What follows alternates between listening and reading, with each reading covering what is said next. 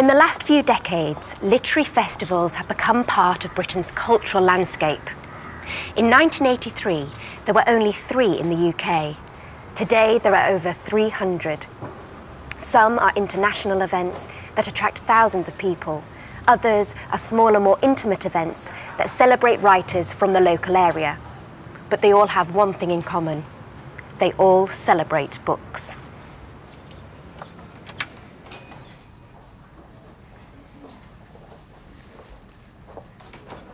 The York Literature Festival is only 8 years old, but it is quickly getting a reputation as one of the most exciting literary events in the country. It attracts national and international figures, as well as local writers and performers.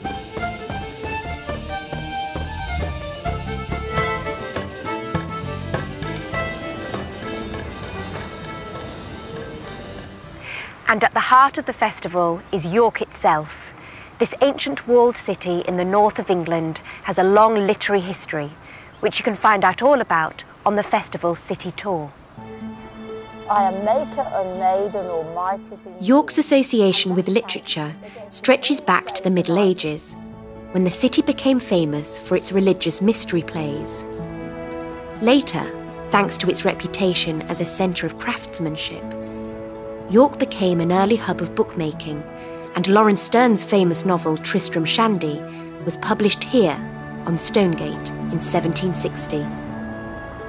If you look here, Jack Sterne was the uncle of Laurence Sterne, who wrote Tristram Shandy. Now, how many people have read Tristram Shandy? 500 copies were printed in York, and then it sort of went to London and it sold. In 2 months, it was a sensation, and it produced...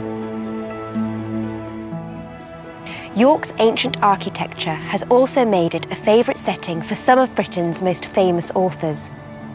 The city's cathedral, York Minster, appears in books by Charles Dickens and Wilkie Collins, and the city is the hometown of Daniel Defoe's Robinson Crusoe. More recently, York has continued to produce literary talents throughout the 20th and 21st centuries, from the poet W.H. Auden to the prize-winning writer Kate Atkinson. The festival builds on York's strong tradition to bring together people from all corners of the literary world. In some of the city's most beautiful and historic buildings, there are readings by all kinds of writers, including some of the country's best-known authors and poets. People sitting down for dinner don't feel their chairs taken away, put back again. This is Paul Farley, an English poet, who has also worked as a non-fiction author, journalist and university lecturer. Paul published his first collection of poetry, The Boy from the Chemist is Here to See You, in 1998. The work was awarded the Somerset Maugham Award, and his second collection won the Whitbread Poetry Prize. Today, he is reading with the Irish poet Tara Bergin, who has just published her first book of poetry, This is Yarrow. This debut collection has been very well received, and in 2014 she was named one of the next generation poets by the Poetry Book Society.